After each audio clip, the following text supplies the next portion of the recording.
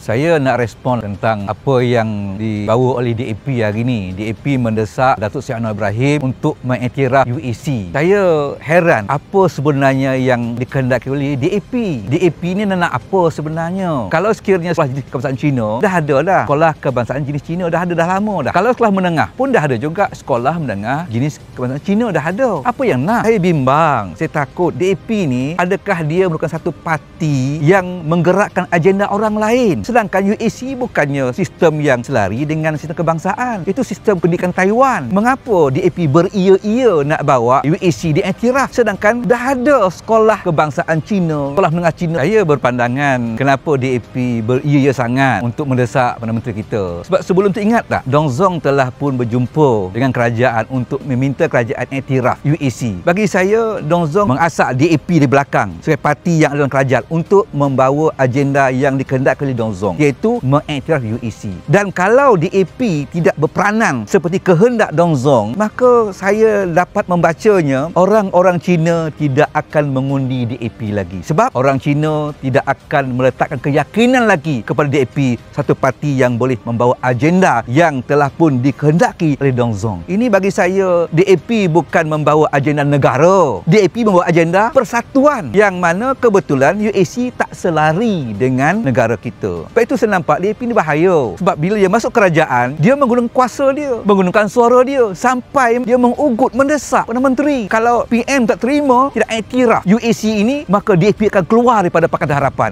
Ini satu ungkapan yang bahaya, yang bagi saya orang yang sebegini, parti yang sebegini, tak layak dianya diangkat duduk dalam kabinet kerajaan. Biarlah dia jadi pembangkang selama-lamanya. Perdana Menteri mesti sedar dia seorang Perdana Menteri Malaysia. Dia kena ingat itu. Jangan dia tunduk kepada ugutan-ugutan parti pertirakan. Sebab bagi saya, sebagai seorang Perdana Menteri, sebagai pemimpin, jangan kita dengan parti lawan, kita berdegar-degar nampak keberanian kita. Tetapi apabila kita dengan DAP, kita terketar-ketar, takut. Jadi di mana perjuangan kita? Sedangkan Datuk Seri adalah seorang Perdana Menteri. Tegas, jangan undur. Mesti tetap pendirian, memandang kepentingan negara, keharmonian kaum adalah agenda utama. Saya sebagai Presiden berjasa ingin memberikan pandangan. Apa yang sepatutnya Perdana Menteri lakukan? Kalaulah Datuk Seri pertahankan tidak sekali-kali mengiktiraf UAC kerana tidak ada gunanya sijil UAC di negara kita ini. Tiba-tiba DAP keluar daripada Pakatan Harapan, menyebabkan Datuk Seri jatuh kurang majoritinya. Jangan bimbang Datuk Seri. Datuk Seri boleh berbincang dengan BN, berbincang dengan Amanah. Kalau Amanah berani, keluar berjumpa dengan Perikatan Nasional, bentuk satu gabungan baru, kerajaan baru. Insya-Allah Datuk Seri boleh menjadi orang kerajaan lagi. Tak ada masalah, jangan takut. Biarlah kita hilang DAP, tapi kita ada gabungan lain untuk tetap membentuk kerajaan. Bagi saya, biarkan DAP itu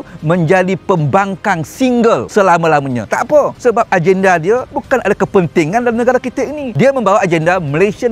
Tidak ada gunanya. Jadi kita ini adalah negara yang meletakkan Islam agama persekutuan, ada keistimewaan orang Melayu yang perlu kita hormati, dan inilah langkah yang paling terbaik bagi berjasa. Bila DAP keluar dari Pakatan Harapan, Datuk Seri jangan bimbang. BN, Amanah kalau berani, Datuk Seri bawa bersama, berjumpa dengan Perikatan Nasional, tubuh kerajaan baru, maka Malaysia akan maju dengan kerajaan yang baru ini, insya-Allah.